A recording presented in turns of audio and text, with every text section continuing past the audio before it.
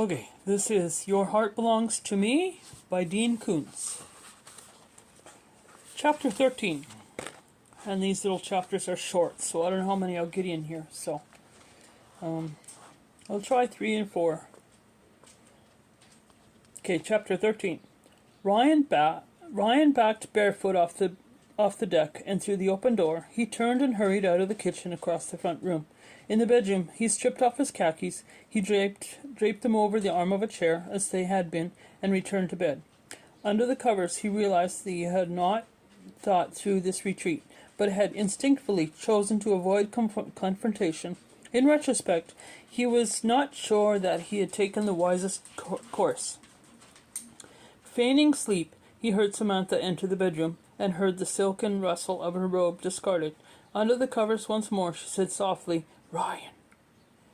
When he did not reply, she repeated his name. If she believed that he was faking, she might suspect that he had seen or heard something of the assignation under the pepper tree. Therefore, he said sleepily,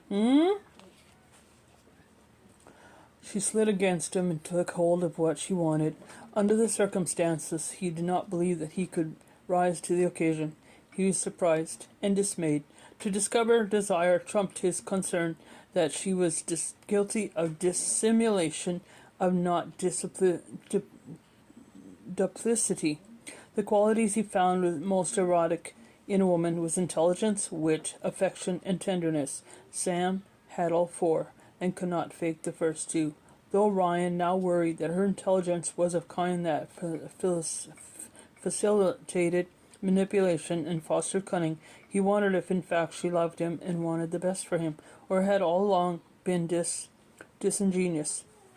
Never before had she made love when his heart was a cauldron of such wretched feelings, when physical passion was detached from all the gentler emotions. In fact, love might have had nothing to do with it. When the moment had passed, Samantha kissed his brow, his chin, his throat. She whispered, "Good night, Winky," and turned away from him onto her side. Soon her open-mouthed breathing indicated she slept, or pretended to sleep. Ryan pressed 2 fingers to his throat to time his pulse. He marveled at the slow, steady throb, which seemed to be yet another deception, the most intimate one so far. His body pretending to be in good health, when actually it was in the process of failing him. For an hour he stared at the ceiling, but in fact examined, with memory's eye, a year of loving Samantha. He sought to recall any incident that from his new perspective suggested she had darker intentions than those he attributed to her at the time. Initially, none of her actions through the months seemed in the least deceitful. When Ryan considered those same moments a second time, however, shadows fell where shadows had not been before, and every memory was infused with the impression of hidden motives and of secret conspirators lurking just off stage. No specific deceit occurred to him, no example of her possible duplicity prior to the last few days. Yet a cold current of suspicion crawled along his nerves. The tendency to paranoia that infected contemporary culture had always disquieted him. He was ashamed to be indulging in the self-delusion that troubled him and others. He had a few disturbing facts, but he was trying to manufacture others out of fevered fantasies. Ryan rose quietly from the bed, and Samantha did not stir. A window invited moonlight, which fell so lightly in this space that he could not have perceived the positions of the furniture if he had not been familiar with the room. More than half blind, but with a blind man's intuition, he found his clothes, dressed, and silently navigated the bedroom. Without a sound, he closed the door behind him. Familiarity with the floor plan and dark adapted eyes allowed him to reach the kitchen without a misstep or collision. He switched on the light above the sink. On the notepad by the phone, he left her a message. "Sam, manic insomnia strikes again. Too jittery to lie still. Call you tomorrow. Love, Winky." He drove home, where he packed a suitcase. The great house was as silent as a vacuum between planets. Although he had made only a few noises, each seemed louder as thunder. He drove to a hotel where no one on his house staff or in his private life would think to look for him. In an anonymous room, on a too-soft bed, he slept so soundly for 6 hours that he did not dream. When he woke Saturday morning, he was in the fetal position in which he had gone to sleep. His hands ached. Evidently, he had closed them into fists through most of the night. Before ordering a room service breakfast, Ryan made 2 phone calls. The first was to Wilson Mott, the detective. The second was to arrange to have one of B2Do's corporate jets fly him to Las Vegas. Chapter 14. Flensing knives of desert sand stripped the air to the bone, and the shimmers of heat rising off the airport tarmac were as dry as the breath of a dead sea. The Learjet and crew would stand by to no return Ryan to Southern California the following morning. The black Mercedes sedan and chauffeur awaited him at the private plane terminal. The driver introduced himself as George Lane, an employee of Wilson Mott's security firm. He wore a black suit, a white shirt, and a black tie. Instead of shoes, he wore boots, and the blunt toes looked as though they may be enforced with steel caps. 2 knots of pale scar tissue marked his shaved head at the brink of his brow. Tall, muscular, with a thick neck, with wide nostrils and intense eyes, as purple-black as plumskins, Zane looked as though his lineage included bull blood, suggesting that the scars on his skull resulted from the surgical removal of horns. He was not only a driver, but also a bodyguard, and more. After Zane stowed Ryan's suitcase in the trunk, he opened a rear door of the sedan for him and presented him with a disposable cell phone. "While you're here," Zane said, "make any calls with this. They can never be traced to you." Like a limousine, the customized sedan was equipped with a motorized privacy panel between the front seat and the back. Through the tinted windows, Ryan gazed at the barren desert mountains in the distance until a maze of souring hotels and casinos blocked the natural world from view. At the hotel where Ryan would stay, Zane parked in the VIP zone. While Ryan waited in the car, the driver carried the suitcase inside. When Zane returned, he opened a back door to give an electric key card to Ryan. "Ryan, room 1100. It's a suite. It's registered to me. Your name appears nowhere, sir." As they pulled away from the hotel, the disposable cell phone rang, and Ryan answered it. The woman said, "Are you ready to see Rebecca's apartment?" "Rebecca Reach?" "Samantha's mother." "Yes," said Ryan. "It's number 34 on the 2nd floor. I'm already inside." She terminated the call. Away from the fabled strip, Vegas was a parched suburban sprawl. Pale stucco houses reflected the bloodless Mojave sun, and many landscape scenes employed pebbles, rocks, cactuses, and succulents. The palm fronds looked brittle. The olive trees appeared more gray than green. Ribbons of heat rising from vast parking lots caused shopping malls to shimmer and shift shape into the underwater city in the troubling dream. Sand, dry weeds, and litter choked tracts of underdeveloped land. The oasis, an upscale 2-story apartment complex, was a cream-colored statue with a roof of turquoise tiles.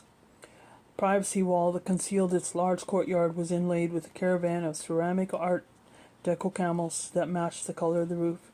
Behind the apartment stood garages as well as guest parking lot, shaded by horizontal trellises festooned with purple bougainvillea.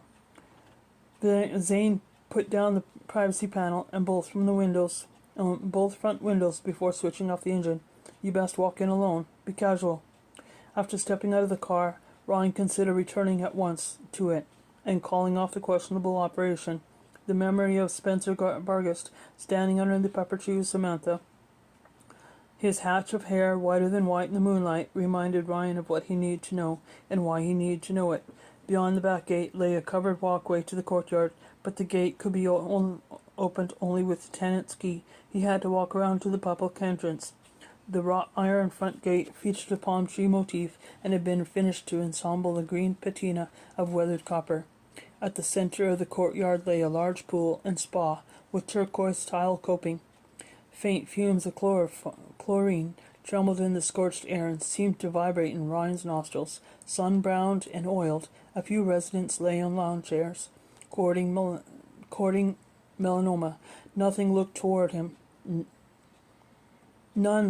him. The deep deck had served the second-floor apartments, formed the roof of a continuous veranda, benefiting the first-floor units. Lush landscaping included queen palms of various heights, which did much to screen the three wings of the building from one another.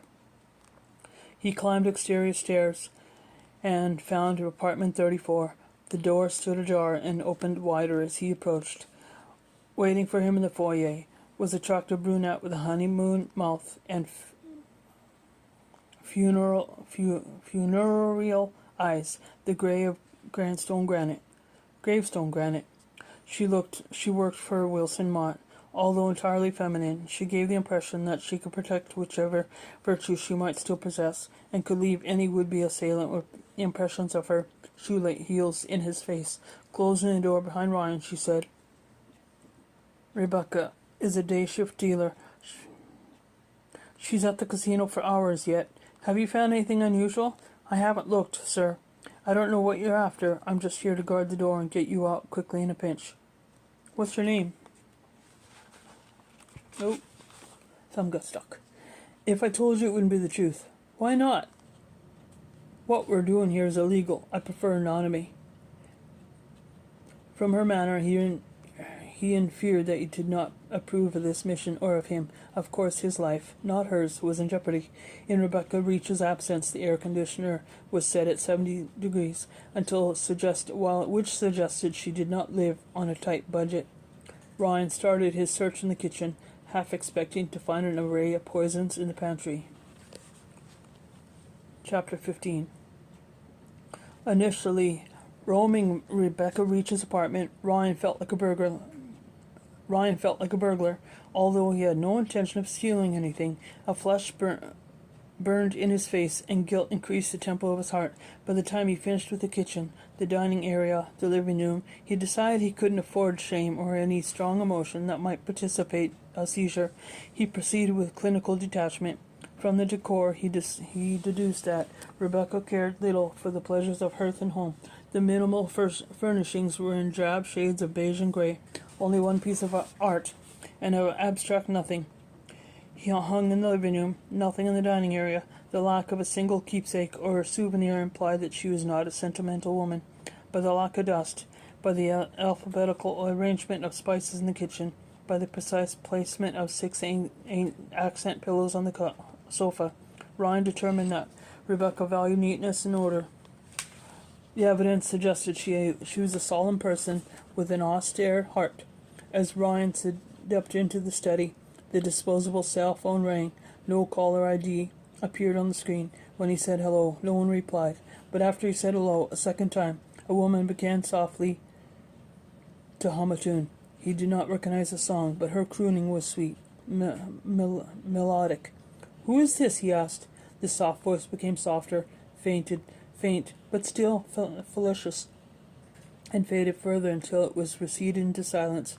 With his free hand, he fingered the bandage on his neck, where a day previous the catheter had been inserted into his jugular. Although the singer had not sung a word, perhaps subconsciously, Ryan recognized the voice, or imagined that he did, because into his mind unbidden came the emerald green eyes and the smooth dark face of Ismay Clem, the nurse from the cardiac diagnostics lab at the hospital. After he had waited nearly a minute for the singer to find her voice again, he pressed end and returned the phone to a pants pocket. In memory, he heard what Ismay had said to him as he had dozed on and off, recovering from the sedative. "You hear him, don't you, child?" "Yes, you hear him. You must not listen, child." A deep misgiving overcame Ryan, and for a moment he almost fled the apartment. He did not belong there. Inhaling deeply, exhaling slowly, he strove to steady his nerves. He had come to Las Vegas to seek the truth of the threat against him, to determine if he had only nature to fear or instead a web of conspirators. His survival might depend on completing his inquiries. Rebecca's study proved to be as blandly furnished and impersonal as the other rooms. The top of her desk was bare. About 100 hardcover books filled a set of shelves. They were all non-fiction, concerned with self-improvement investing. Closer consideration revealed that none of the books offered a serious program for either self-assessment or wise money management. They were above the mystical power of positive thinking, about wishing your way to success, about one arcane secret or another that guaranteed revolutionize your finances and your life. In essence, they were get-rich-quick books. They promised great prosperity with little work. That Rebecca collected so many volumes of this nature suggested that she had drifted through the years on dreams of wealth. By now, at the age of 56, disappointment and frustration might have left her bitter and impatient. None of these volumes would suggest that you marry your daughter off to a wealthy man, and poison him to gain control of his fortune. Any illiterate person can conceive such a plan without need for the inspiration of a book. At once, Ryan regretted leaping to such an unkind conclusion. So suspecting Rebecca of any villainy, he was being unfair to Samantha. Months ago, he proposed to Samantha. If she were involved in a scheme to murder him for his money, she would have accepted his proposal on the spot. By now, they would be husband and wife. In one of the desk drawers, Ryan found 80 magazines. On top of the stack was the issue of Vanity Fair that contained Samantha's profile of him. Each of the other 7 magazines, published over a period of 2 years, contained an article by Samantha. Sam might be estranged from her mother, but Rebecca apparently followed her daughter's career with interest. He paged through all the publications, searching for a letter, a note, a post-it, anything that might prove that Sam had sent the magazines to her mother. His search was fruitless. In the well-appointed bathroom and the large bedroom, he found nothing of interest. As regarded Rebecca, if not her daughter, Ryan had already discovered enough to sharpen his distrust into mistrust. Wilson Mott's nameless operative waited in the foyer. After setting the door to latch behind them, she left the apartment with Ryan. She surprised him by taking his hand and smiling as if they were lovers setting off for lunch and an afternoon adventure, perhaps on the theory that no one would suspect them if they called attention to themselves. She chattered partly about a movie she'd recently seen. As they followed the public balcony that served the second floor and descended the open stairs to the courtyard, Ryan twice muttered a response. Both times she laughed with delight, as though he was the wittiest of conversationalists. Both her voice and her laugh was musical, her eyes sparkling with an elfin sense of fun. When they stepped through the copper-green front gate out of the courtyard onto the public sidewalk in front of the oasis, her voice lost all its magic. The arc of humor in her right mouth went flatline, and her eyes were gravestone gray once more. She let go of him and blotted her palm on her skirt. With chagrin, Ryan realized that his hand had been damp with sweat when she had taken hold of it. "I'm parked in the next block," she said. "George will take you back to the hotel." "What about Spencer Bargest?" "He's at home right now. We have reason to believe he's going out tonight. We'll take you into his place then." As Ryan watched her walk away from him, he wondered if she was when she wasn't on the job. He wondered who she was when she wasn't on the job for Wilson Mott.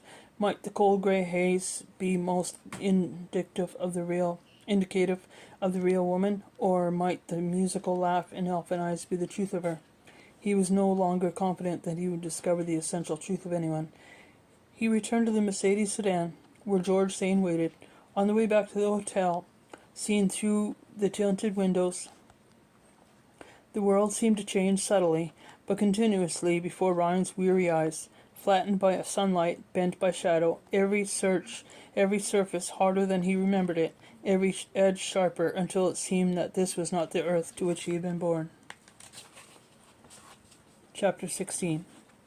From the hotel, using his cell rather than the disposable phone, Ryan Perry called Samantha because he had promised to do so in the few lines he had written on her kitchen notepad the previous night. He was relieved to get her voicemail. He claimed to have flown to Denver on unexpected business and said he would be home Tuesday. He also said he loved her, and it sounded like the truth to him. Although he rarely drank wine before dinner, he ordered a bottle of Lancaster Cabernet Sauvignon with his room service lunch. He had intended to visit the casino where Rebecca Reach worked as the blackjack dealer. He wanted to get a look at her in the flesh. Although he hadn't intended to play at her table, it now seemed unwise even to observe her from a distance. If she had read her daughter's article in Vanity Fair, she had seen photos of Ryan. Perhaps Rebecca remained in contact with her daughter, contrary to what Samantha had said, in which case she must not catch a glimpse of Ryan here when he claimed to be in Denver. After lunch, he hung the Do Not Disturb sign on the door, relaxed by the wine. He stretched out fully clothed on the bed. Hard desert light pressed at the edges of the closed draperies, but the room was cool, shadowy, and narcoleptic. He dreamed of the city under the sea. Lurid light streamed through the abyss, projecting tormented shadows across shrines, towers, palaces, up bowers of sculptured ivy and stone flowers, drifting along silent, strangely lit yet dark streets. He moved less like a swimmer than like a ghost. Soon he realized he was following a spectral figure, a pale something or someone. When his query glanced back, she was Ismay Clem. The paleness was her nurse's uniform. Ryan had an urgent question, though he could not remember it. Through his dream, he never drew close enough to Ismay for his voice to carry to her through the drowned streets. Daylight was waning beyond the draperies when he woke. In a lake of darkness, the suite's furniture loomed like dark islands. Whether or not the soft, insistent rapping had wakened him, Ryan heard it now. The disorientation that accompanied the sudden disembarkation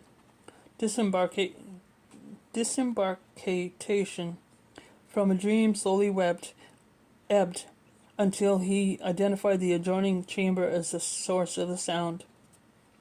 In the living room, he switched on a lamp, and the rapping drew him close to the door. He put one eye to the lens that gave him a wide view of the public corridor, but no one stood out there. Now that Ryan was fully awake, the tap, tap, tap seemed to come from the living room window that offered an expansive view of the Las Vegas Strip. At the horizon, the blood-drop sun pressed on jagged mountains, swelled and burst and streamed red across the western heavens. Here on the 11th floor, nothing cast itself against the window except the blinking lights and throbbing neon of the casinos that with nightfall used luminous titillation and shame glamour to lure the moneyed herd into the street toward penury.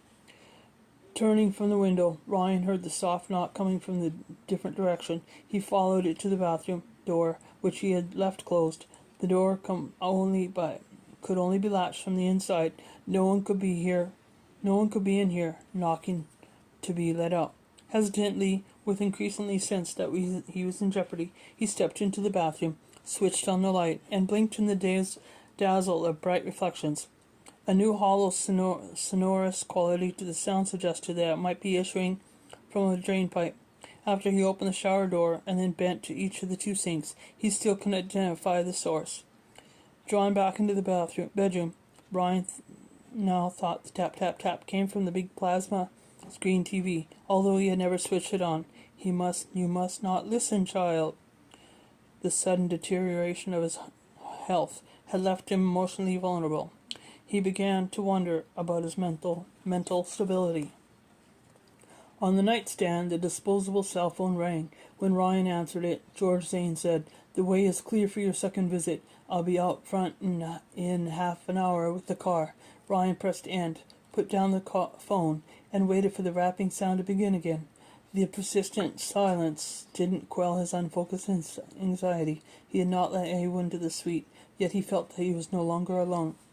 Resisting the irrational urge to search every corner and closet, he took a quick shower. When steam clouded the glass door, he wiped it away to maintain a clear view of the bathroom. Dressed and ready for the night, he felt neither refreshed nor less concerned about the possible presence of another in the suite. Surrendering to paranoia, he searched closets beneath furniture. He tried the sliding door to the balcony, locked. No one was out there anyway. In the spacious foyer, he glanced in the reflection in the mirror above the console. Although he half expected someone to appear in the suite behind him, no one did. Chapter 17. Spencer Bargist indicted twice for murder. Spencer Bargist, indicted twice for murder in Texas and twice found innocent, lived in a middle-class neighborhood of single-story ranch houses. After George Zane drove past the address to park half a block away and across the street from the Vargas residence, Ryan walked back to the house. The warm night air was so dry that it could not support the fragrances of trees and flowering shrubs, only the generic alkaline scent of the desert upon which the city had encroached, but over which it had not triumphed. Landscape spotlights fixed high in lacy melaleucas cast on the front walkway, leaf shadows so crisp they ought to have crunched underfoot. Light glowed behind the curtained windows, and the nameless brunette with the soft mouth and the stony eyes greeted him before he could ring the bell. Inside, as the woman closed the door behind them, Ryan said, "How long do I have?" 3 or 4 hours at least. He's out to dinner with Rebecca Reach." "They take that long for dinner?" "Dinner and horizontal dancing at her place. According to our sources, Vargas is a Viagra cowboy. There's not a day he doesn't take a dose and ride. Dr. Death is a Don Juan." "You're giving him too much credit. He's a slut." "What if they come back here?" "They won't. Maybe a few nutcase women find this decor arousing, but most don't. Rebecca's one who doesn't."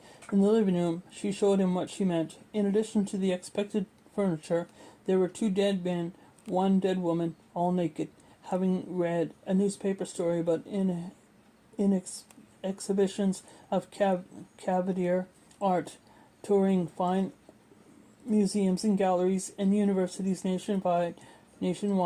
Ryan knew at once that these were not sculptures, not mere representations of dead people. They were painstakingly preserved corpses. These dead had been treated with antibacterial solutions, drying agents, and numerous preservatives. Therefore, they were submerged in polyurethane, which sealed them in an airtight glaze that prevented decomposition, and were strapped to armatures supporting them in various positions. One of the men apparently had died of a wasting disease. He was emaciated. His narrow lips were pinched tight, one eye closed, the other open. He appeared to have lacked the courage to turn his full gaze on approaching death. The second man looked healthy. The cause of his death was not evident. He seemed to be alive, except that the pure polyurethane made him glisten head to foot, like a well-basted holiday turkey. Evidently, the middle-aged woman had died soon after a single mastectomy, because the lurid scars had not yet healed before she passed, as was true also of the man. Her head had been shaved. Her blue eyes fixed Ryan with a look of mortification and horror, as though she were aware of the atrocities to which she had been subjected after death. When he could speak, Ryan asked, "The authorities know he has these?" "Each person in the collection either signed over his body to Vargas before death, or the family did. So he's displayed them at various events. Health hazard? The experts say no, none. Certainly isn't good for someone's mental health. It's all just adjudicated. It's all been adjudicated. Courts believed it's legitimate art, a political statement, a cultural anthropology, educational, hip, cool, fun. Squeamish, not because he stood in the company of the dead, but because he felt that his exploitation was an affront to human dignity. Ryan looked away from the 3 specimens. "When do we start feeding Christians to lions?" he wondered. "Tickets go on sale next Wednesday." She returned to the foyer to allow him to tour the house alone.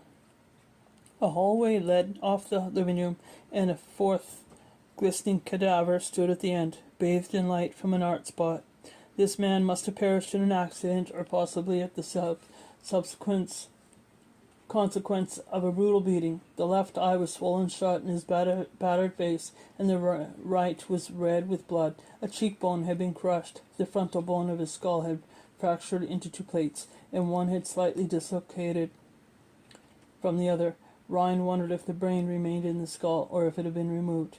Likewise, the internal organs. He didn't know every step in He didn't know every step taken in the preservation process already had been adjusted to the barbaric art, finding it no less offensive than before, but nevertheless letting curiosity and a kind of dark wonder armor him against pity and outrage.